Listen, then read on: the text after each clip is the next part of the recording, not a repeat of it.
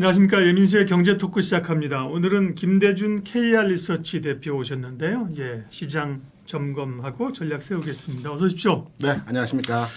시장이 뭔가 변화의 그 타이밍, 변곡점에 왔다라는 게 오늘 주제인데요. 네. 네. 왜 트럼프가 대통령이 될 가능성이 높아져서? 그건 국한적인 이유. 네, 그건 이고요. 지역적이에요. 네. 네, 지역적인 거고. 어떤 이유에서? 시장의 바람이 바뀌고 있다라고 저는 개인적으로 생각하는데요. 네. 보통 제가 이제 경험한 시장에서의 흐름들을 보게 되면 네. 어떤 시장의 변화라는 게 다른 의미에서의 변화라보다도 지수적 관점에서 신고가 영역, 그러니까 그간에 돌파되지 못했던 신고가 영역을 돌파하는 과정에서 네. 시장의 분위기가 바뀌거든요. 예. 그래서 지금 그러한 분위기에서의 흐름이 진행이 되고 있다. 지수 2,800포인트라고 하는 지수는 네. 제 기억으로 아마 21년 초반에 그 테이퍼링과 러시아 우크라이나 전쟁이 나기 직전 단계에서 하향 돌파된 이후에 거의 한 2년 반 3년 만에 네. 지금 다시 재돌파하는 상황에서의 흐름들이 진행이 되고 있거든요. 그렇기 때문에 지난 2년 반 사이에서의 흐름과 앞으로의 시장은 전혀 다른 관점으로의 시장 변화가 진행이 된다라는 측면으로 이해를 하고 있기 때문에 네. 시장에 바람이 바뀌고 있다. 변화가 되고 있다. 이런 관점으로 해석을 하고 있습니다. 이야기를 하나씩 풀어보죠. 그러면 최근에 어쨌든 상승세는 AI의 혁명, 네. 그에 따른 변화들로 인해서 미국의 빅테크도 그렇고 우리 반도체도 같다는 간 그렇죠. 거잖아요. 네. 그러면 뭐 제가 생각하기에는 그게 네. 어쨌든 최근 흐름의 강세였는데 변화의 바람이 어떤 거예요, 구체적으로? 그 전에 네. 우리가 주식을 투자하면서 네. 수익을 많이 못 내는 이유가 음. 생각의 고착화이거든요. 기존까지 AI가 좋았고 뭐 AI 산업 자체가 앞으로 좋을 것에 대해서는 저도 동의하는 바이기 때문에 예. 관련 산업에 대한 투자가 집중화됐다라는 것은 뭐 현실입니다. 그런데 주식시장의 흐름은 하나의 섹터, 하나의 방향성을 가지고 계속해서 움직이지 않아요. 중간 단계에서 계속 그 휘둘림의 롤링 과정에서의 진행이 나타나거든요. 지금은 AI보다는 흐름의 변화에 있어서 새로운 신고가 영역으로 진행되면서 새로운 방향의 전환이 나타나는데 그 전환의 첫 번째가 네. 제가 한번 설명을 드려볼게요. 지금 시가총액 상위 10개 종목을 나열을 한번 해보겠습니다. 네. 삼성전자, SK하이닉스, LG엔솔, 엘솔, 네. 삼바, 셀트리온, 현차, 기아차, KB금융, 그다음에 포홀, 그다음에 네이버입니다. 그러면 우리 박사님은 주식시장에 오래 계셨으니까 네. 요 시총 상위 10개 종목 내에서 빠져있는 종목들이 여러 종목 있었을 거 아닙니까? 과거 오랜 시간 동안 이 시총 상위 10개 종목 내에 들어있던 종목인데 지금은 빠져있는 종목들이 여러 있거든요. 있겠죠. L전자가 있죠. 네. 과거에 오랜 기간 동안 L전자가 시총 상위 10위권 내에 있었는데 지금 시가총액 19위입니다. LG전자가 10위권에 있었던 일이 있었나요? 그럼요. 기억도 안 날 정도로 소외돼. 그렇죠? 지금 삼전 하이닉이라고 보통 시총 1위를 얘기하는데 예전 같은 경우에 삼전, L전 뭐 이렇게 많이 너무 옛날 얘기 아니에요? 그럼에도 불구하고 L전자가 지금 시가총액 19위라는 거는 너무나도 저평가되어 있다고 보고 있고요. 거기에 삼성전기는 시가총액 30위입니다. 삼성전기도 옛날에 10위권에 10위권은 아닌데 14, 어쨌든. 15, 16 이쪽에 있었거든요. 뭐 가까운 얘기 한번 들어보라고 말씀하셨으니까 네. 한 2, 3년 전에 네. 빅테크가 좋아지고 플랫폼 기업들이 좋을 때 네이버 카카오가 네, 그렇죠. 시총 2, 3위 했던 적도 있었거든요. 물론 이제 일시적인 현상들이었지만 이러한 현상에서 최근에 주가가 안 움직였던 종목 중심으로 해서 시세가 집중화되는 현상들이 앞으로 당분간 진행될 가능성이 높다라는 측면에서 네. 시총 상위권 종목 내에서 과거에 있었던 종목들이 벗어난 종목들 이들 종목들이 올라오는 과정이 진행될 것 같거든요. 그러한 과정에서 이제 시장을 한번 판단해 보게 되면 삼성전자는 네. 100원 오르게 되면 지수가 0.8포인트 올라갑니다. 그리고 삼성전자가 주가 상승할 때는 삼성전자 끌고 다니는 종목들이 있기 때문에 보통 삼성전자 100원 올라가면 지수가 1.2포인트 정도 상승을 하거든요.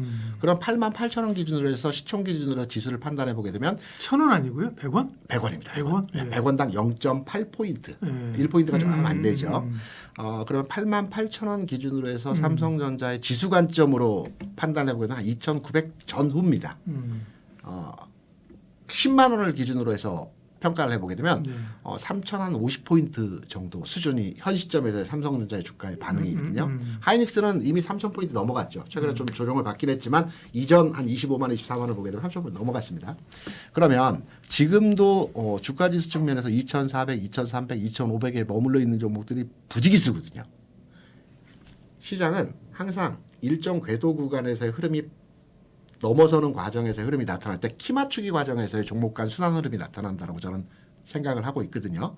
그래서 지금은 이 종목별 키 맞추기 과정에서의 현재 2,800포인트에 못 미치는 종목들의 주가의 상황이 올라오는 이런 진행 과정이 나타날 가능성이 높다라고 판단하기 때문에 시장에 변화의 바람이 일어났다고 생각을 하고 있습니다.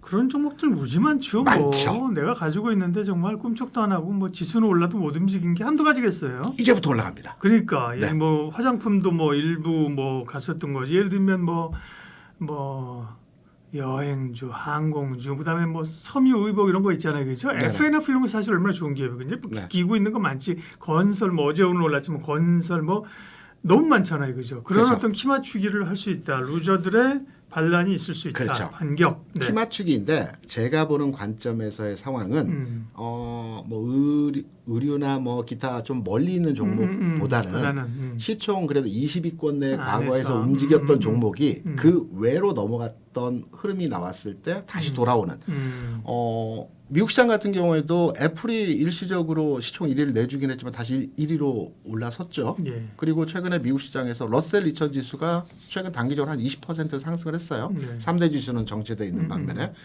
미국 시장도 그간의 시장을 이끌었던 빅테크 또는 AI 관련주들이 상승에 대한 피로 누적감에 의해서 쉬고 있을 때 나머지 안 오른 종목들의 흐름들이 진행되는 과정에서의 모습들이 나타나거든요. 이러한 시장에서의 흐름이 우리 장에서 나타난다고 판단이 되고 있고요. 그 관련 내용을 제가 짧게 한번 정리를 해서 자료로 한번 만들어봤습니다. 지금 보시면 제가 방금 전에 말씀드렸던 종목들에 대한 내용들을 이제 제가 아는 범위 내에서 이제 정리한 건데요. 예, 좋습니다. 올라가지 않은 종목이라고 볼 수 있는 종목들이 뭐 전기전자 업종인데 최근에 좀 올라왔죠. LG 디스플레이가 바닥 대비해서 30% 정도 올라왔습니다. 그렇죠. 예. 삼성전기가 박스권 돌파했습니다. 예. 지금은 삼성전기에 대한 평가 기준이 그 종목은 박스에서 오르면 빠지고 빠지면 올라오고 이렇게 왔다 갔다 하는 종목 재미없어. 그 종목 사는 거 아니야. 라고들 많이 얘기하시는데 오랫동안 소외됐었죠, 사실. 한 3년 전만 해도 삼성전기가 시장에서 굉장히 그렇죠. 주목받던 시기가 있었습니다. 삼성전기, LG노텍. 그렇죠. 예. 기관이 살 때 이 종목들이 움직이거든요. 기관이 시장에 들어오게 되면 보편적으로 스펙트럼이 넓은 이제 전기전자 업종을 사게 되는데 이때 뭐 LG노텍이라든가 삼성전기라든가 LG전자라든가 등등 이런 전기전자 업종의 종목들을 많이 사는 경우들이 있습니다. 그래서 전기전자 업종이 소외되었었는데 최근에 이러한 흐름에서 일부 상승의 흐름이 진행이 됐고요. 그리고 시총 한 20위권 내에서의 종목을 판단해 보면 조선주가 과거에 계속 랭킹이 돼 있었습니다. 그런데 최근에 조선주가 이제 30권 이상으로 밀렸다가 최근에 좀 올라오고 있어요. 네. 조금씩 올라오면서 이제 순위권 내로 진입하는 형태에서의 모습이 나타나고 있고요. 여기에 이제 그 2차원적 셀사 지금 뭐 LG화학이나 삼성 SDI 같은 경우는 이제 순위권 바뀌거든요. LG 솔루션은 물론 이제 상위권 내에 있겠지만 워낙 시총이 크니까 벗어나지 않지만 LG화학이나 삼성 SDI 같은 경우에도 올라올 여지가 있다라고 보고 있고요. 양재도 마찬가지입니다. 단기적인 시세에서의 어떤 분위기가 지금 올라갈 수 없는 분위기긴 하지만 그리고 통신주들도 뭐 20위권 내에는 올라와야 되거든요. SK텔레콤 같은 종목들. 플랫폼 중에서는 네이버가 9위에 랭킹돼 있지만 카카오 같은 경우에도 좀 순위권 내로 진입해야 되는 상황의 흐름이 나타날 것 같습니다. 그래서 제가 볼 때는 해당 그 순위권 밖에 내 있는 종목들의 주가 상승 여력이 최소 30%의 주가 상승 여력이 있을 것 같다라고 판단이 되고 있고 건설주들 갑자기 올랐죠. 네. 뭐 재건 이슈가 있긴 했지만 딱히 재건과 관련돼서 건설이 올라간다기보다는 저평가라고 저는 판단을 하고 있거든요. 그렇죠. 저평가죠. 네. 네. 그리고 철강주도 보도 같습니다. 네. 철강주도 뭐 여러 가지 중국과 관련된 또 철강 가격 하락에 대한 부분들이 있긴 하지만 과도하게 저평가돼 있거든요. 그리고 최근에 바닥에서 조금씩 올라오고 있는 종목이 정말 안 움직였던 유통주들, 백화점, 마트 관련주들 굉장히 소외됐고 안 움직였던 종목들입니다. 바닥에서 일부 상승 흐름이 조금씩 진행되고 있어요. 이들 종목들이 단기간 내에서의 흐름에서 이번 주 다음 주 내에서는 이렇게 순환하면서 우리 과거에 많이 경험하셨을 겁니다. 투자자 여러분께서도 특정하게 안 움직였던 종목이 갑자기 그 주도 섹터로 올라가는데 따라잡으면 또 그게 안 움직여요. 이쪽으로 또 올라갑니다. 이런 시세 현상에서의 그 손바뀜과 순환매가 앞으로 당분간의 시장에서는 계속해서 연출되는 과정에서 지수 관련 비중이 높은 삼성전자 하이닉스가 일부 쉬어가는 과정에서 이들 종목이 지수를 끌어올리면서 지수는 현지수 구간에서 등락하는, 그러니까 지수가 오르지도 내리지도 않는 과정에서 기간 조정을 거치면서 상승 종목은 많아지는 이러한 시장 분위기가 연출될 가능성이 높다라는 측면에서 시장의 분위기가 바뀌고 있고 방향이 바뀌고 있다. 투자 관점에서의 종목들이 바뀌고 있다. 이렇게 판단하고 있습니다. 네, 좋은 아이디어시고요. 한 두 가지 정도만 이제 좀 반론을 제기해 보면, 네, 저평가된 종목 많다니까요. 많죠. 저평가가 이제 해소될 수 있다는 거고. 네. 그 저평가가 해소되려면 뭔가 그 종목들에 대한 모멘텀이 있어야지 않겠어요? 당연하죠. 실적이 좋아진다든지 그 섹터가 네. 기관의 수급이 들어온다든지 뭔가 그런 게 뒷받침되는 것만 오르지 않겠어 다 오르는 건 아니잖아요. 네, 정확히 답변드리겠습니다. 예. 실적 부분은 뭐 좋아지는 실적이 좋아지는 업종의 종목도 이미 올라갔죠. 개선되고 상승하고 있고 상향화되는 종목도 올라갔어요. 네. 안 올라간 종목들은 실적이 좋아진 상황은 아니거든요. 그러니까 컨센서스 수준이거나 예상치 하회하는 뭐 수준에서의 상황입니다. 그런데 실적과 관련해서는 이미 이번 실적에 대한 기대치는 희석된 게 오래전입니다. 실적이 그다지 좋지 않았던 기업들은 뭐 지난 분기 계속 2, 3, 4분기에 걸쳐서 실적치에 대한 기대치가 낮아진 상태이기 때문에 지금은 실적치에 대한 주가 반영도가 크지 않을 것으로 판단이 되고 있고요. 두 번째, 기관 선호 현상에 대해서 말씀을 주셨는데 저는 이게 핵심 포인트라고 생각을 합니다. 그간에 국내 주시장이 소외됐고 뭐 투자 관점으로 메리트가 없다. 그래서 해외 시장으로 많이 나가야 된다라는 측면의 얘기들이 시장에서 많았어요. 미국 주식을 투자해야 된다. 그거는 어떤 관점에서 시장의 흐름이 나타났다라고 판단이 되냐면 지수만을 놓고 본다라면 물론 대만 증시보다도 못 갔고 뭐 국내 뿐만 아니고 다른 세계 각국의 증시 대비해서 못 갔습니다. 하지만 종목별로의 흐름을 보게 되면 우리 증시에서 뭐 AI 동반해서 하이닉스 많이 올라갔고요. 또 뭐 전력기기라든가 화장품이라든가 방산이라든가 음식료 같은 종목도 선별적으로 주가 올라갔어요. 그런데 우리가 가지고 있는 절대 다수의 종목들이 움직이지 못한 것은 기관이 주식을 사지 않아서 그렇거든요.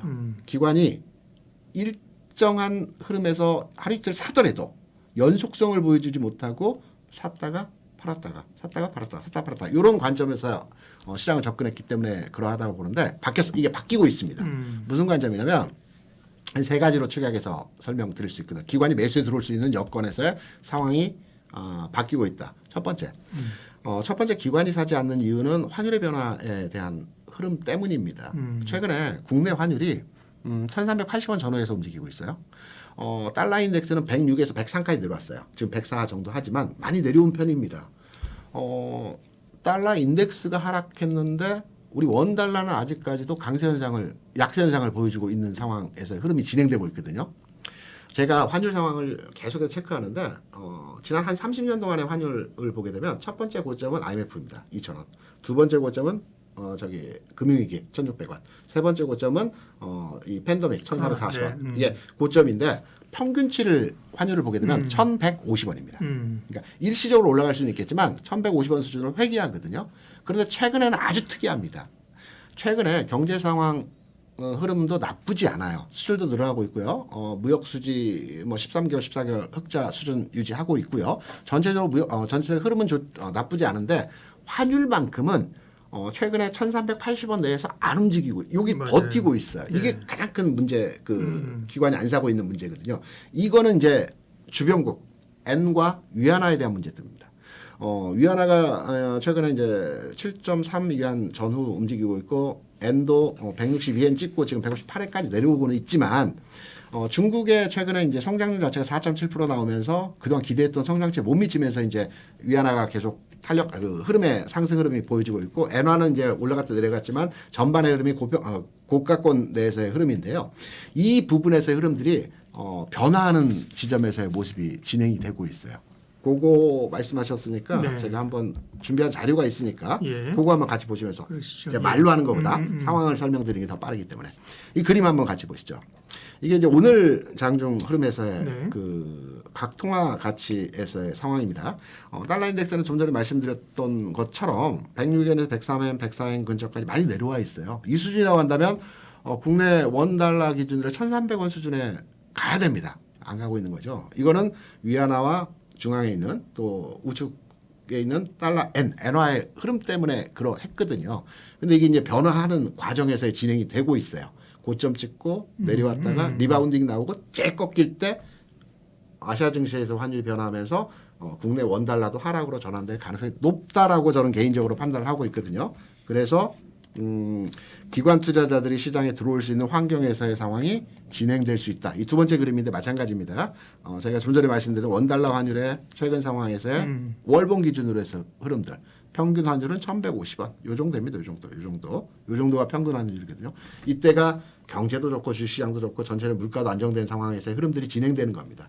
지금은 과도하게 지금 환율 상황에서 흐름이죠. 그러면 환율 얘기하셨으니까 관련된 거 하나만 더 추가적으로 질문하면 원화 약세 때문에 매수를 방해한다. 외국인들에게는 이해가 되는데 기관들이 원화 약세 때문에 주식을 안 산다? 네. 오히려 원화가 약세되면 수출주들에게는 좋은 환경이고 네. 기관이 뭐 굳이 환율과 관련된 그런 플레이에 영향을 받아요? 시장의 패러다임이 바뀌었습니다. 네. 외국인들은 환율이 올라가는데 주식을 사죠. 그거는 뭐냐면 경제 성장률과 관련된 내용으로 외국인이 사는 거거든요. 지난해 35조 원, 올해도 7월 들어서 한 3조 원 이상 매수를 하고 있어요. 환율은 그렇죠. 예. 고공권에 있는 외국인들이 주식을 사는 것은 첫 번째로 장기 투자 펀드 중심으로 해서 주식이 들어오고 있기 때문에 경제 성장률 측면을 보고 한국에 투자하는 겁니다. 네.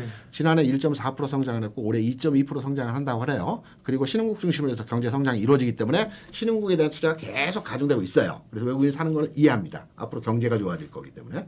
기관 투자자들은 왜 환율과 민감하게 연동돼서 안 사느냐?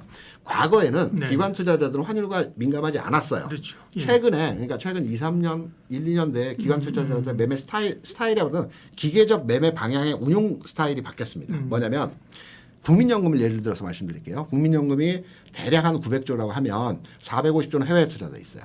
450조는 국내 투자돼 있습니다. 투자처는 뭐 주식, 채권, 부동산 등등등 뭐 대체 투자 포함해서 여러 가지 상품에 돼 있어요. 저도 기관에 있었지만 기관에서 오더가 내려올 때 뭐냐면 기관은 항상 고점 매수, 저점 매도입니다. 그러니까 고점 매수라는 거는 추세가 올라가는 쪽에 애덤을 합니다. 저점 매도라는 건 추세가 하향으로 꺾였을 때 무조건 손절입니다. 이게 기본 매매 틀입니다. 일반인과 다른 거죠. 다른 거죠. 그러면 이 두 그 상품 간의 그 달러 표시 자산에 투자된 상품들, 원화 표시 자산에 투자된 두 가지 상품을 가지고 있어요. 근데 환율이 올라갑니다. 1,200원, 1,300원, 1,400원 올라가요. 그러면 동일 가격을 지키고 있다 하더라도 달러 표시 자산에 대한 가치가 올라가거든요. 그럼 기관은 당연하게 포트폴리오 측에서 리밸런싱 차원에서 국내 자산을 팔아서 해외 자산을 사게 돼 있습니다. 이게 기계적으로 운용이 됩니다. 자기가 어떠한 특정한 생각에서 매매를 하는 게 아니라 이러한 기계적인 매매에 의해서 국내 주식을 팔고 해외 자산을 살 수밖에 없습니다. 이거는 오다가 내려오는 것이 아니고.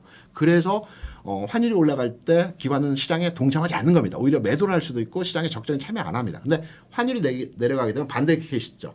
원화 표시 자산에 대한 가치가 올라가게 됩니다. 그럼 달러 표시 자산을 팔아서 국내 자산을 사게 돼 있죠. 그러면 당연히 기관 투자자들은 환율이 하락하면 주식을 사게 돼 있습니다. 이게 최근에 2, 3년 사이에 바뀐 기관의 매매 형태의 방향이거든요. 해외 자산 투자가 많아졌기 때문에 과거에는 기관 투자를 해외 자산 투자해 봐야 뭐 별반 그렇게 부동산 이런 사고 뭐 투자를 안 했어요. 국민연금은 이해가 되지만 사실 다른 뭐 운용사나 이런 데가 흐를까라는 의구심이 좀 들지만 말씀하신 것처럼 그런 패턴이 바뀌었다는 거는 또 들으면 일견 그죠? 네. 그리고 국민연금은 시장 참여 비중 데이터상으로는 크진 않지만 대부분 OEM을 주지 않습니까? 운용사나 자문사나 대부분 위탁을 주기 때문에 관련한 지침에 의해서 그 운용을 하게끔 되어 있어요. 그리고 그 주는 운용 자산에 대해서도 국민연금이 또 리밸런싱을 하는 과정이 있기 때문에 당연히 환율에 아주 민감한 영향을 받는 게 기관 투자자다. 오히려 외국인보다도. 그래서 환율의 방향성이 바뀌면 기관 투자자들이 시장에 들어올 거고 기관 투자자들이 들어오면 당연하게 많은 종목들이 올라갈 수 있다. 이런 관점으로 접근이 가능하죠. 시장의 변화 흐름 가운데 가치주와 성장주, 성장주와 가치주 어디에 기회가 있을까를 얘기하도록 하겠습니다. 오늘도 성장주 가치주 얘기를 방송하면서 제가 이제 했는데 MTN에서 네네네.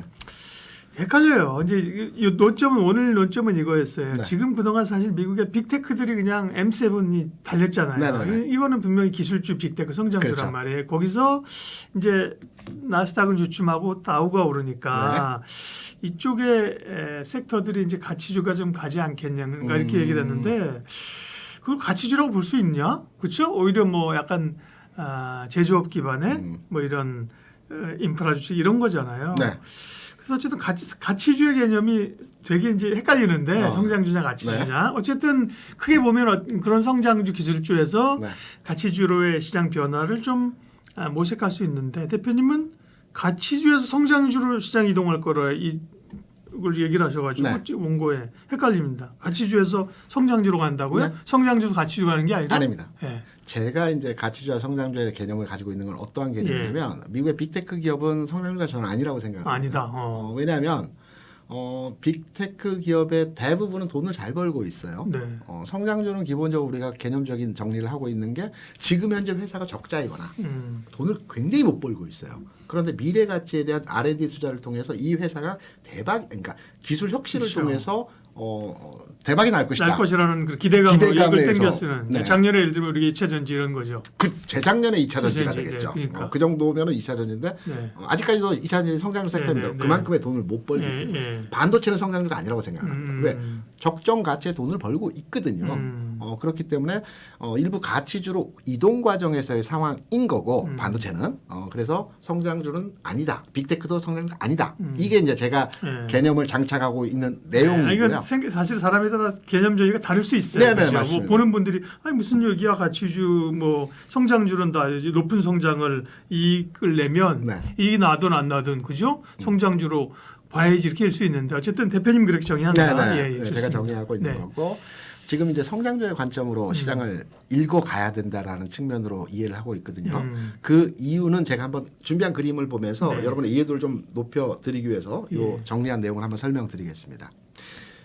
이 선을 이제 지수라고 우리가 가정을 하고요. 최초에 이제 제일 시작점에서의 흐름은 지수가 계속해서 하락할 때입니다. 반등, 뭐 일부 반등을 주긴 했지만 연속적인 추세 하락의 과정이 진행될 때이죠. 이때는 다 빠집니다. 그렇죠. 네. 딱 테마주만 움직여요. 네. 예전에 초전도체 네, 맞아요. 종목들이 예, 움직일 예, 때 예. 지수가 하락하는데 돈의 쏠림이 그런 일부 종목에 그렇죠. 몰리는 거죠. 네. 이런 과정이 나타납니다. 하락할 때는 대안이 없습니다. 먼저 파는 게 전략입니다. 그리고 지수가 바닥점을 찍는 것 같은 흐름이 나타날 때가 있어요. 많이 빠졌고 뭐 리바운딩이 세게 나올 때가 있어요. 이때 대형주들이 움직입니다. 여기 속는 게 뭐냐면 대형주 바닥 찍었다. 지수 바닥 찍었다. 이제부터 올라간다라고 해서 대형주를 딱 올라탔는데 하루 이틀 오르고 또 빌빌빌빌 거리면서 움직임이 제한적으로 움직이는 현상들이 많이 나요. 이게 전체적인 바닥을 찍는 과정이거든요. 그리고 나서 주가가 일부 상승의 흐름이 나타나는데 이때 대형주가 세다. 그것도 아닙니다. 대형주 내에서 선별화된 몇몇의 대형주만이 주가가 움직이는 현상들을 가져가면서 지수가 올라갑니다. 이때 마찬가지로 테마주들이 이때 움직였던 테마주들이 다시 여기서 마지막 단계에서의 강세 현상을 보여줍니다.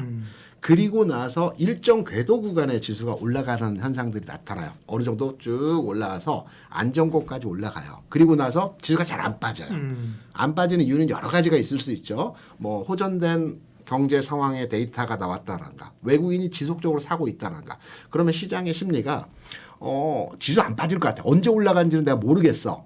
그런데 빠지면 사는 게 맞는 것 같아. 라는 시장의 컨센이 뭐일 네, 때. 투심이 형성이 됩니다. 그러면 이때는 어떤 시장 심리가 작동을 하게 되냐면 그래 내가 예전에 성장주 그러니까 바이오 사봤는데 바이오 빠질 때는 답이 없더라. 이거 뭐 1년 2년씩 빠지기 때문에 바이오 사면 안 돼. 성장주 아니야.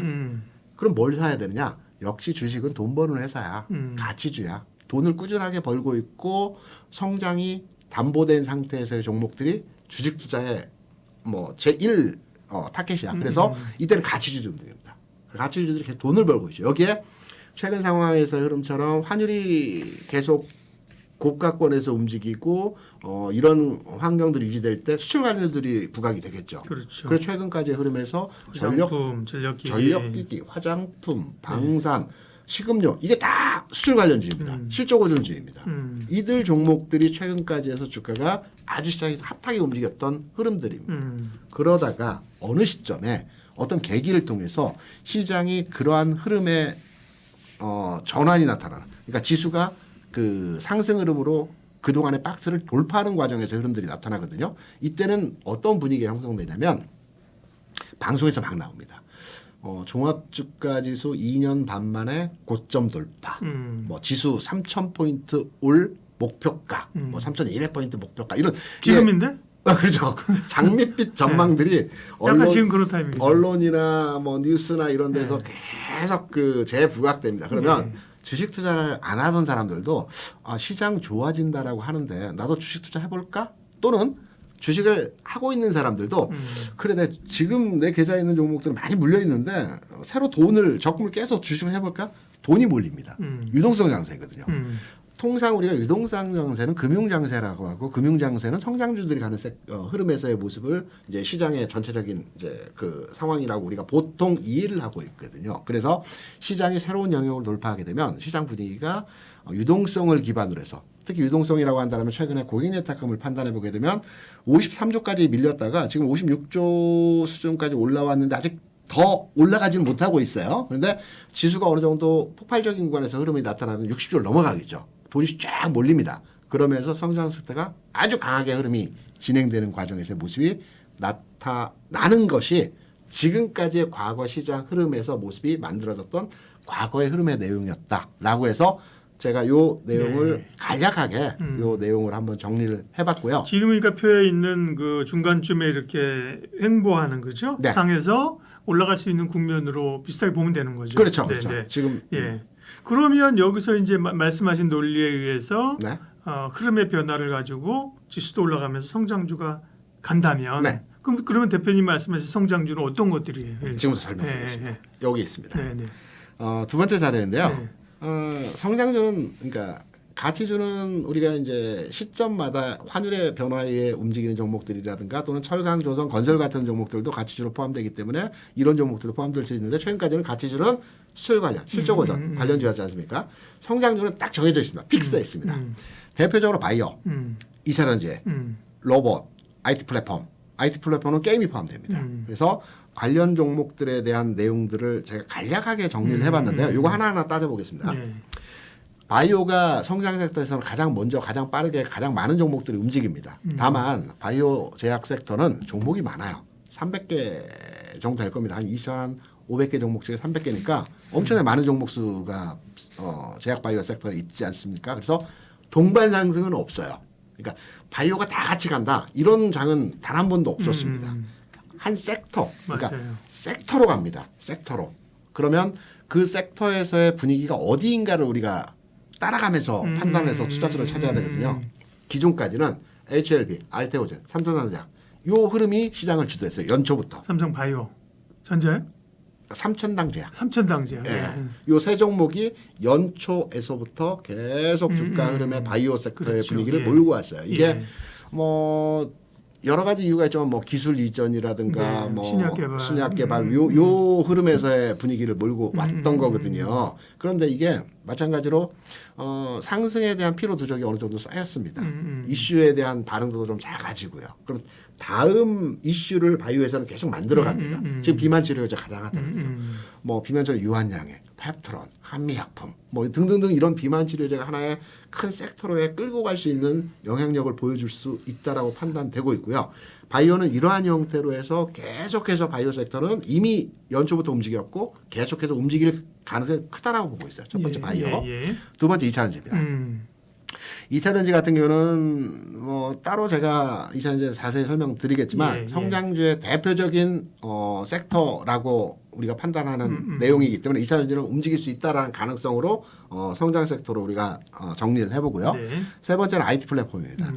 IT 플랫폼은 뭐 우리가 대표적으로 네카오를 판단할 수 있지 않겠습니까? 네카오 바닥, 목가, 악재 만화 이게 이제 일반적인 시선입니다. 근데 카카오는 올라갔다 제자리 수준으로 내려오긴 했지만 네이버 같은 경우는 바닥 대비해서 조금 올라왔습니다. 10%뭐 올라왔다 좀 조정받고 있어요.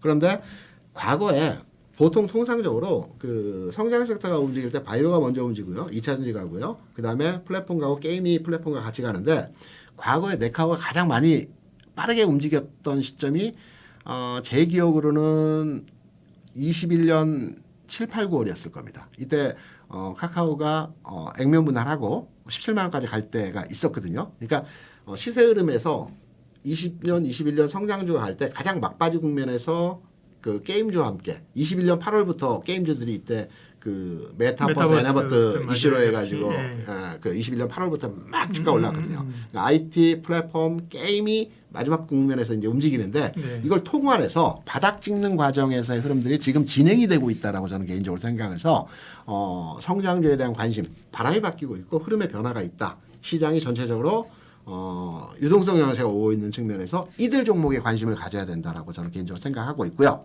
그러면 이렇게 우리 박사님이 질문해 오실 거라고 해서 예측하신 질문이 뭡니까? 네. 그러면 최근까지 강했던 방산 좋잖아. 전력기기 아직 안 죽었어. 그렇지. 화장품 올라가잖아. 그렇죠. 왔다 갔다. 맞아요. 이 종목에서 왜 이쪽으로 가느냐. 그 종목들도 한번 점검해 달라라고 말씀하실 것 같아서 어떻게 하셨어요? 당연히 따라온 질문이기 때문에 제가 관련한 내용들을 한번 체크해봤습니다. 가치주에서 최선도에 있고 보통 이제 흔히 말하는 대장주라고 얘기를 하면 우리가 이제 전력기기 업종을 우리가 이제 많이 판단을 합니다. 왜 대장주냐면 많이 올라가서 대장주가 아니고요. 가장 먼저 시작했고 시세 흐름을 선도한다라는 측면에서 우리가 대장주라고 보통 얘기를 하기 때문에 맞아요. 저는 현대일렉트릭을 가치주의 대장주이면서 전력기기의 대장주라고 생각합니다. 더 빠른 종목들이 있어요. 뭐 재룡전기라든가 가벼운 종목들이 있는데 대장주는 얘입니다. 얘가 꺾이면 그렇죠. 다 꺾입니다.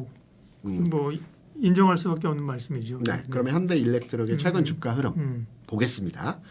뭐 급등까지는 아니었는데 최근에 안정적으로 우상하면서 쭉 주가가 올라갔어요. 이렇게 한 번씩 주봉이에요, 일봉이에요? 일봉입니다. 지금 보시면 어떤 단계를 뛰어넘는 상황에서는 장대 항목이 나왔죠. 그간의 흐름에서 한 번씩 이렇게 나오면서 주가가 안정적으로 우상향했는데 최근 한 일주일간의 주가를 보게 되면 계속 머물러 있어요. 저는 이 머물러 있는 현상에 대한 부분을 고점 부근에서의 흐름이 진행되고 있다라고 판단이 되고 있는데요. 그 고점 부근에 대한 흐름에 대한 이유는 뭐냐면 실적입니다. 이제 실적 시즌이 이제 도래했지 않습니까? 그러면 현대일렉트릭의 이제 실적에 대한 예상치 부분과 전망치의 흐름을 보게 되면 올 초에 주가가 상승했던 것은 지난해 같은 경우는 건설기계가 굉장히 강했어요. 이거는 북미의 SOC 투자가 확대된다는 측면에서 현대건설기계 같은 경우에 주가 좋았고요. 마찬가지로 북미 쪽에 전력기기 교체 수요가 증가하면서 전력기기 관련주들이 최근까지 1월부터 올라왔거든요. 그럼 실적도 여기에 연동해서 좋아졌어요. 지난해 3분기 여기 보시면 3분기 뭐 7천억에서 7,900억, 8천억이죠. 뭐 거의 한 20% 정도 실적 증가세, 매출 증가세 나타났고요. 영업이익도 거의 따라갔죠. 그리고 올 1분기에 8천억 비슷하죠. 그러면 여기까지는 1분기까지는 그래 한 번 정도는 지난 연말에는 밀어내기 수출이 있었을 수도 있고 연초에는 통상적으로 계획을 세우고 수출 증가세가 잠시 주춤하기 때문에 1분기까지는 그냥 보는 거야. 2분기 예상치입니다. 8,300억이죠. 어떻게 나올지는 모르겠습니다. 시장에서는 그냥 대략 그냥 컨센서스 부합 정도로 예상을 하고 있어요. 여기서 서프라이징이 나온 다음에 한 단계 더 업그레이드 되겠죠. 그런데 이 전력기기라고 하는 것이 지난해 한 해 동안 미국에서 북미 쪽에 어느 정도 개보수와 교체 작업을 어느 정도 했다라고 한다면 다시 이게 폭발적인 수요가 늘어날 가능성은 크지 않다라고 보고 있거든요. 물론 AI 수요가 있긴 합니다. 근데 이거는 AI 수요는 당장에 지금 설치를 해야 되는 부분이 아니고 앞으로 미래에 도래할 그 수준에 대해서 진행이 돼야 되는 부분이에요. 숫자로 찍히지는 아직은 않습니다. 그렇다고 본다면 상승 탄력이 약화될 가능성이 있다라는 측면으로 고점에 대한 가능성으로 우리가 판단할 수 있을 것 같고요. 여기 이제 두 번째는 이제 그래 방산 봐라 방산. 방산은 트럼프 이슈에 맞물려서 뭐 이거는 끝도 없이 간다. 이제 다시 가는 각 아니야? 이런 생각하잖아요. 이제 시작이 아니라고 이제 얘기할 수 있습니다. 근데 방산 같은 게 대표주가 이제 하나 에어로스페이스 않습니까? 이견 없습니다. 그렇죠? 그러면 보면 마찬가지로 과거의 주가 움직임은 가벼이 어떤 돌파 과정에서 가벼이 장대 양봉을 하나씩 줬어요. 최근 흐름을 보게 되면 꼬리를 가벼운 것 같으면서도 계속 꼬리를 달아요. 그러게요. 그리고 방사는 특징적인 흐름이 뭐냐면 올 연초 지난 연말 이럴 때 보면 수주 얘기가 계속 나왔었어요. 장갑차 수출한다, 뭐 수출한다, 그래서 나왔는데 최근엔 잠잠합니다. 그리고 방산 같은 경우 영업이익률이 낮습니다. 그러니까 이번 실적 발표가 물론 지난 분기보다 좋을 수는 있겠으나 그 실적의 상향치가 눈높이가 높아진 투자자들 관점에서 판단해 보게 된다면 부합되는 눈높이를 맞추는 실적치는 쉽지 않을 것 같다. 그래서 방산도 꺾임의 흐름이 나올 가능성이 높다라고 보고 있죠. 여기에 화장품 대장년 아모레퍼시픽 먼저 올랐기 때문에 그리고 식음료는 삼양식품입니다. 그렇죠. 볼 것도 없습니다. 주가 고점에서 꺾였다가 반등 주고 있으니까 이미 이들 종목들은 남은 식음료나 이쪽은 볼 필요가 없는 흐름에서의 모습이기 때문에 볼 필요가 없지 않은 동일하다는 의미예요? 고점을 만들고 있다? 이미 고점을 찍었다는 거죠. 고점 찍었다. 아메리퍼시픽은 이미 고점을 5월 달에 찍고 주가 큰 폭의 했다가 반등이기 때문에 전고점을 넘어가지 않는 이상 그렇죠. 헤드앤숄더로 이제 내려가는 가격이라 이거죠. 삼양식품도 마찬가지예요. 그러니까 주가 분석을 통해서 해당 사항에 대해서 체크할 필요가 없다는 말씀이죠. 그러니까 전체적으로 이 가치주 흐름에서의 상황을 보게 되면 고점에 대한 상황이 일부 종목 나타났고 그리고 센 종목들은 고점 가능성이 아주 높은 흐름에서의 모습이 진행이 되고 있다. 그래서 전체적인 가치주는 이제 돈에 지금까지 쏠림 현상이 진행됐다면 성장주의 이동 과정이 있고 환율 상황에 대해서도 변화가 진행되고 있다라는 측면에서 힘의 이동, 바람의 방향, 투자 섹터의 변화 이런 과정에서의 큰 맥락에서의 시장 변화가 나타나고 있다. 그래서 지금은 바이오, 2차전지, IT 플랫폼, 게임, 이런 등등의 성장 섹터를 우리가 투자 관점으로 봐야 된다. 봐야 될 때다. 네, 이렇게 생각하고 있습니다. 우리의 고민과 또 기대감이 여전히 묻어있는 2차전지 이야기를 하도록 하겠습니다. 2차 전지는 성장 섹터로서 주목을 해야 된다고 말씀을 하셨는데 그리고 사실은 꽤 오랜 고점에서의 하락, 바닥 다짐을 하려고 하는 차에 트럼프가 피격을 당하면서 당선 가능성이 높아지면서 친환경은 이 독이다. 그죠? 그것 때문에 사실 더 지금 눌리고 있는 거잖아요. 그렇습니다. 근데 아까 이제 봐야 될 섹터를 얘기를 하셨단 말이에요. 2차전지. 사도 된다라고 한 발 더 들어갈 수도 있을 것 같습니다. 2차전지 업종은 냉탕, 미지근한 탕에 최근에 조금 들어갔다가 다시 냉탕. 맞아요. 흐름인데요. 저는 아주 적확한 표현이시네요. 네네. 그래서 제가 2차전지 업종, 그러니까 시장의 분위기, 전체적인 분위기를 어떠할까라고 해서 제 개인적인 의견보다는 뉴스가 어떻게 나오는지를 한번 최근 1, 2주 사이에 뉴스를 한번 제가 점검을 해봤습니다. 요 한번 같이 보시면서 한번 흐름을 보시죠. 지난주까지만 해도 2차전지의 평가가 조금씩 바뀌는 분위기였어요. 기사들도 여기 보시면 지난 7월 4일, 5일 나왔던 기사가 어떤 내용이냐면 주가 일부 반등을 줬으니까 시총이 올라갔겠죠. 그리고 5월, 6월에 2차전지 수출 반등세 나타나고 있다. 여기는 테슬라 올라가니까 따라갈 것 같다라고 하는 분위기도 있었고요. 양극재 가격 오르고 단가 오르고 그랬었죠. 네, 그렇습니다. 불과 지난주입니다. 그리고 3원계 LFP 가격차 줄어들고 있다. 최근에 보면은 캐스퍼도 전기차가 나왔고요. 왜냐하면 3원계 배터리 단가가 낮아져서 이제 경차에도 3원계가 들어가는 EV3도 마찬가지고. 3도 마찬가지고요.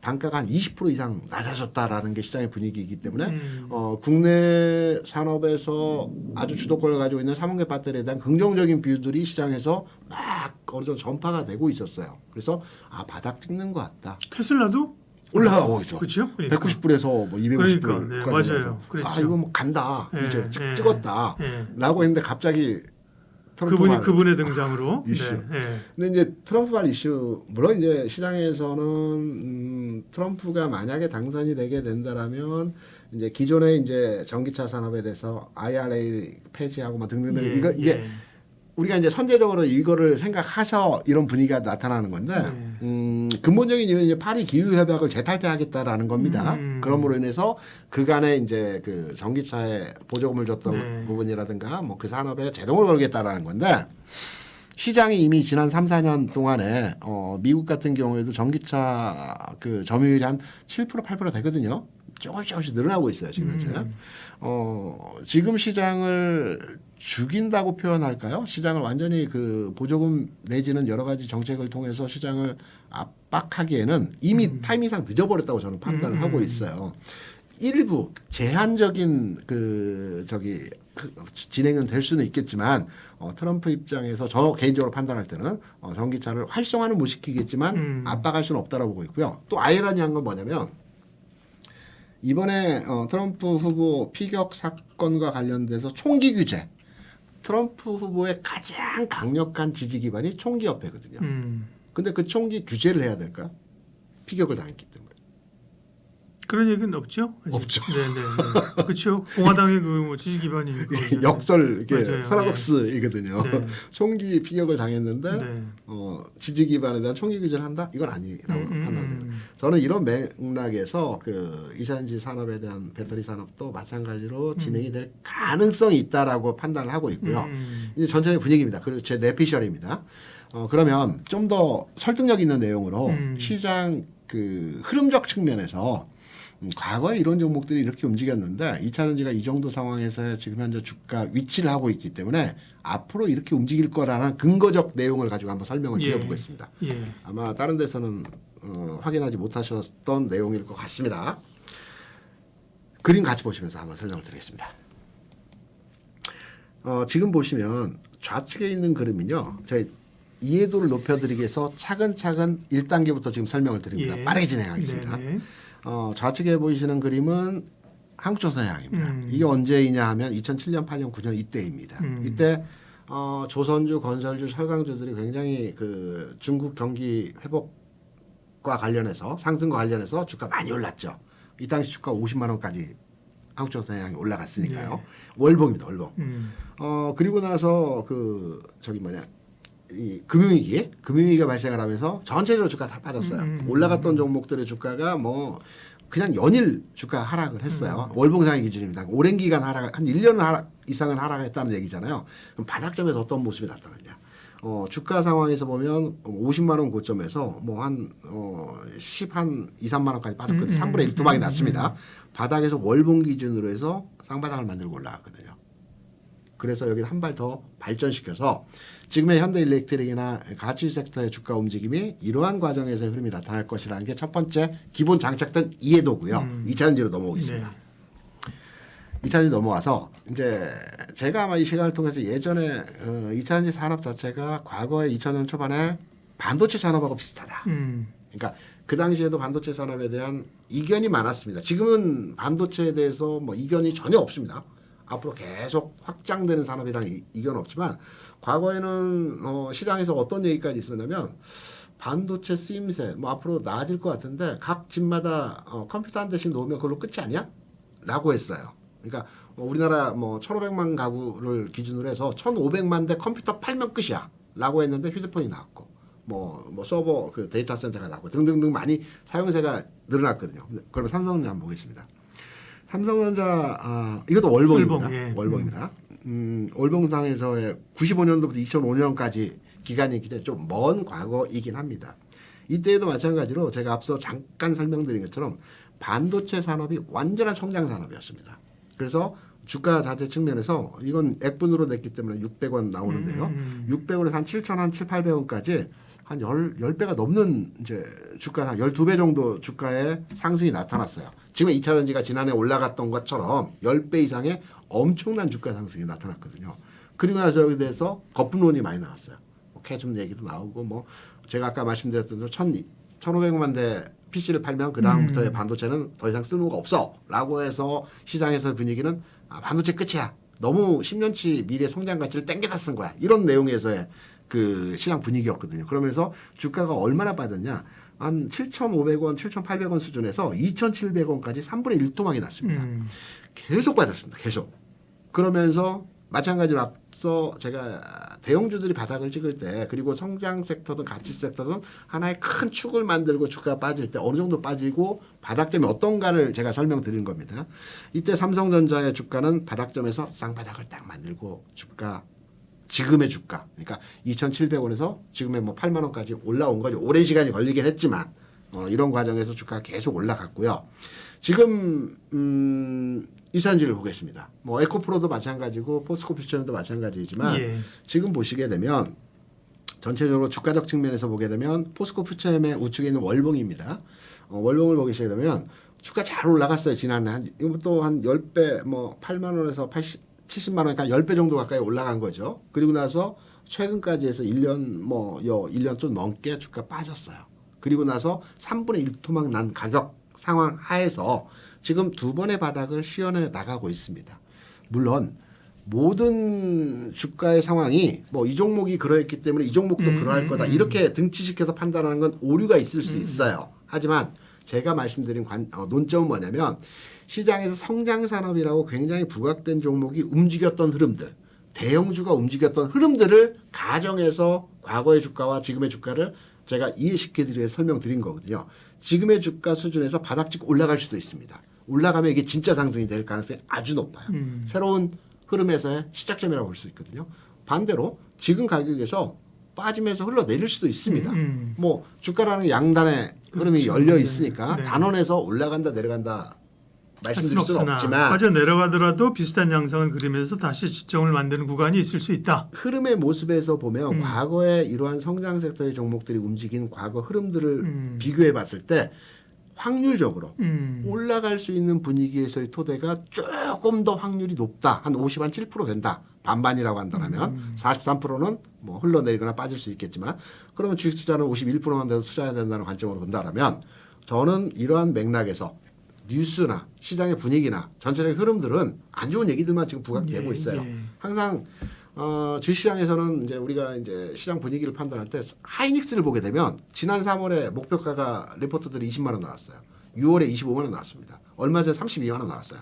그러니까 주가가 올라가면 목표가는 따라 올라가죠. 예. 계속 상향해서 올라갑니다. 예. 주가 빠지면 계속 하향해서 주가 목표치를 하향화시킵니다. 네. 악재는 악재만 노출시킵니다. 부각됩니다. 그래서 이 차원지는 우리가 이제 많이 빠졌고 안 좋다라고 하는데 한번 잘 판단해 보시면 저점은 아직 안 깼어요. 그냥 왔다 갔다 하고 있어요. 이건 뭐냐면 저는 바닥에서 물량 뺏어가기 과정이라고 보고 있거든요. 그래서 이 차원지는 저는 개인적으로 지금 저점이고요. 지금부터의 출발점에서 상승할 가능성이 높다. 성장 섹터에서 바라보는 관점에서 그 바이오 다음에 갈 수 있는 2차 전지가 대기하고 있다. 바람의 방향은 바뀌고 있다. 이렇게 판단하고 있습니다. 상당한 희망과 위로가 됩니다. 왜냐하면 네. 뭐 캐즘 얘기를 얘기하지만 네. 워낙 상승의 그 강도가 굉장히 강렬했어요. 그죠? 그렇죠. 에코프로 올라갈 때 보면 주변에서 뭐 주식 투자 안 하던 분들이 그죠? 네. 우리 같은 그래도 업계에 있는 사람들 옆에 앉아 있으면 옆에 주식 안 해본 분들이 막 에코프로 얘기하고 그죠? 맞습니다. 그래서 상당히 고점을 순간적으로 만들었기 때문에 네. 그래 회복이 돼도 많은 분들이 회복이 돼도 기대 수익률을 낮추십시오. 올라갈 수는 있겠지만 이전의 고점은 치고 올라가기는 힘들다. 이건 제가 되게 점잖게 얘기하는 거고요. 그죠? 네. 예, 이전에 고점 속된 말로 하면 때려주기도 못 간다. 그거는 그런 얘기도 많이 하잖아요. 근데 그렇죠. 이제 김 대표님은 그게 큰 성장주의 패러다임이면 그런 것들을 저점을 만들고 긴 사이클 월봉으로 보면 돌파한다는 거죠. 충분히 올라갈 가능성이 있다. 있다. 그렇죠. 네, 네. 확률적으로 높다. 그러면 일단은 물론 단기적으로 그게 뭐 이번 달에 가는 건 아니겠지만 그런 월봉이잖아요. 그렇죠. 네네, 그죠? 맞습니다. 월봉상 그게 적어도 뭐 한 6개월을 바닥을 만들고 올라가고 이러면 일단은 전 고점 정도까지 올라가는 게 일단 목표네. 1차 목표가 1차적으로 전고점이죠. 그죠. 네. 네. 아까 삼성전자 보여준 것도 그렇죠. 1차 고점 전고점 가서 한번 흔들리죠. 꿀럭이고 다시 가는 거죠. 그렇죠. 맞습니다. 네, 네. 그 2차전지를 가지고 계신 투자자 분들이라고 하면 저는 진정성 있게 말씀을 드리는데 그러니까 네. 매도할 필요 없다고 생각합니다. 절대로. 나는 투기적이다. 그럼 사볼 필요도 있다라고 생각을 합니다. 그래서 2차전지 업종에 대해서는 저는 현 시점에서 본다라면 긍정적으로 바라보는 관점에서 2차전지를 평가를 하고 있습니다. 네. 그렇게 생각한다면 에코프로로 기준하면 지금 에코프로가 얼마 전에 액분하고 이제 지금 10만 원 밑인데요. 네네, 9만 5천 원 네, 정도인데 그러면 뭐 윗골이 떼더라도 한 20만 5만 원까지 네. 그렇죠. 간다는 게 아니라 네. 예, 그런 흐름을 기대해 본다, 그죠? 30만 원에서 3분의 1 그렇죠. 토막 났죠. 네, 그렇죠. 딱 정확하게 삼성전자가 그렇죠. 3분의 1 토막 난 지점까지의 흐름이기 때문에 지금 수준에서도 가능하고 여기서 이차전지가 이제 움직인다면 만약에 움직인다면 첫 번째로 셀사가 갈 겁니다. 보통 업종에서의 흐름이 진행될 때 그 대형주가라고 해야 되나 대표주라고 해야 되나 그렇죠. 네. 셀사가 먼저 가야 됩니다. 예, 예. 그리고 나서 탄력은 양극재가 받을 겁니다. 그래서 이제 투자 관점 측면에서 나는 안정적으로 바닥권에 있는 종목들 그냥 사서 기다리겠다 하면 셀사를 사는 게 맞고요. 네. 나는 리스크 앤 테이크 위험을 가져가더라도 수익을 그 하이리스크 하이리스크로 가겠다라고 하면 양극재 사서 기다리는 게 낫겠죠. 양극재는 아래로 한번 휘둘릴 수도 있고 이런 등락의 과정이 있을 수도 있기 때문에 이런 맥락으로 접근하시면 김 대표님의 말이 맞기를 기대를 하고요. 왜냐하면 사실 많은 분들이 물려 있는 분들이 많거든요, 그죠? 이게 사실은 굉장히 많습니다. 트레이딩 하시는 분이 아니라 좋다고 해서 장기 투자하신 분들도 고점에서 물린 분들이 많은데 이건 김 대표님의 말이 맞다는 가정하에 맞기를 기대하면서 또 하나 문제는 이제 올라오면 털리게 돼 있어요, 이게. 그래서 바닥에 흔드는 겁니다. 그러니까 네. 예를 들면 50만 원에 샀다. 네. 뭐 예를 들면 제가 주변에 포스코홀딩스를 물어보는 분이 있어서 네. 이거는 뭐 70만 원도 넘었었는데 저 70만 원에 한 60만 원대 샀다고 치자. 네. 그죠? 네. 지금 36만 원인데 네. 본전 안 가도 그죠? 한 50만 원 내가 42만 원 가면 팔 거예요. 야, 이 고생을 하고 이 정도면 혹은 정말 본전 가져갔다. 야, 탈출. 그죠? 보통은 매수가까지 못 가십니다. 제가 그간에 투자자들 많이 뵈면 네. 왜 바닥에선 계속 오를 듯 말 듯 오를 듯 말 듯 하냐면 이게 심리적인 이유거든요. 그러니까 바닥에 내가 팔고 나니까 올라가고 사고 나니까 빠진 게 그런 현상인데 어제 가격을 계속 생각하게 됩니다. 어제는 1,000원 줬는데 오늘 9,500원 빠졌어. 내일 10,000원 오면 팔아야지. 1,200원이네. 땡큐. 매도하거든요. 1,500원 가면 그 다음부터는 살 가격이 안 줍니다. 그래서 판 가격이 있기 때문에 매수를 못 합니다. 그 다음부터는. 이게 일반적인 현상이거든요. 그러니까 투자를 하려면 배짱이 좀 필요해요. 그죠? 제가 네. 시장에서 TF팀을 만들어 가지고 저희 상무님께서 주식시장은 어차피 누군가는 벌고 누군가는 깨질 수밖에 없는 상황인데 왜 우리 회사 고객들은 계속 깨지느냐? 돈 번 사람들 한번 자료를 조사해서 그 데이터를 표준화시켜서 우리 고객들에게 알려주자라고 해서 제가 전국에 있는 돈을 많이 번 개인 투자자들 예전에는 영추팀끼리 정보 교환이 그렇죠. 개인 정보가 교환이 됐습니다. 네, 지금은 네. 절대적으로 절대적으로 안 되지만 그래서 투자를 찾아다녀서 거의 절대 다수는 문전박대였고요. 몇몇 분들은 돈 정말 많이 봅니다. 그 비법이 뭐였어요? 세 가지가 있더라고요. 근데 전혀 관계 없습니다. 이거 세 가지는 뭐 단순화시켜 책에 다 나오는 네, 얘기입니다. 뭐 다 일반적인 내용이고요. 그건 뭐 제가 보고할 때 이제 보고용으로 쓴 거고 제가 느낀 거는 좀 전에 말씀드렸죠. 그분들의 특징은 뭐냐면 끝까지 먹는 거죠. 한번 뭔가 딱 잡으면요. 우리 중간에 사고 팔고를 하든가 아니면 잘라 먹거나 하는데 그분들 공통적 특징은 딱 사서 끝까지 다 훑어서 수익을 내는 공통점이 있더라. 그겁니다. 그 배포죠. 배포입니다. 배포. 맞아요. 네. 이게 훈련을 통해서 또 수업료를 내면서 배워지는 겁니다. 네. 오늘 여기까지 하겠습니다. 시장의 변화의 바람이 불고 있다. 여러 가지 인사이트를 주셨습니다. KR 리서치 김대준 대표님 함께했습니다. 고맙습니다.